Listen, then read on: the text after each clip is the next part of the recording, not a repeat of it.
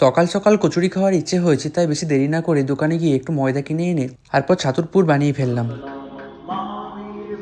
তারপর একদিকে হনুমান চালিসা লাগিয়ে দিলাম আর আরেকদিকে এগুলো মেখে লেইগুলো রেডি করে নিলাম। জাস্ট কচুরিগুলো আমি এরকম সাইজে করতে বেশি পছন্দ করি। আমি কিন্তু প্রথম কচুরি করেছিলাম বিষ্ণুপুরে, যখন আমি কেজিতে পড়তাম। মা থাকলে অবশ্য মাই এগুলো করে। মা আর বাবা কদিনের জন্য শিকড়িয়া পাড়ায় গেছে। তোমরা হয়তো ভাবছো যে আমি কেন যাইনি, আমিও যেতে পারতাম, কিন্তু যেহেতু আমার অনেকগুলো বই আছে আর ল্যাপটপও আছে, তাই এতগুলো জিনিস নিয়ে আবার 1-2 দিনের জন্য ফিরে আসা এটা আমার পক্ষে সম্ভব নয়। তাই আমি এবার এখানে রইলাম। টুকটুক করে বেলতে বেলতে যখন সব কচুরিগুলো বেলা হয়ে গেল, তখন আমি চায়ের জন্য সব কিছু তৈরি করে নিলাম। কারণ চা ছাড়া আমার এই কম্বিনেশনটা বেশ জমে না। আমার কচুরি খেতে গেলে বা কোনো তেলের জিনিস খেতে গেলে অন্য কোনো কিছু লাগে না, শুধু একটু চা হলেই হয়ে যায়। একটা প্যানের মধ্যে একটু তেল দিয়ে আর গোটা কালো জিরেগুলো দিয়ে দিলাম। এই কালো জিরেগুলো কিন্তু আমার খেতে খুবই ভালো লাগে।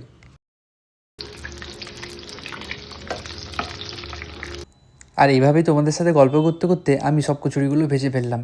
শীতকালের সকালে গরম গরম কচুরি কিন্তু খুবই ভালো লাগে।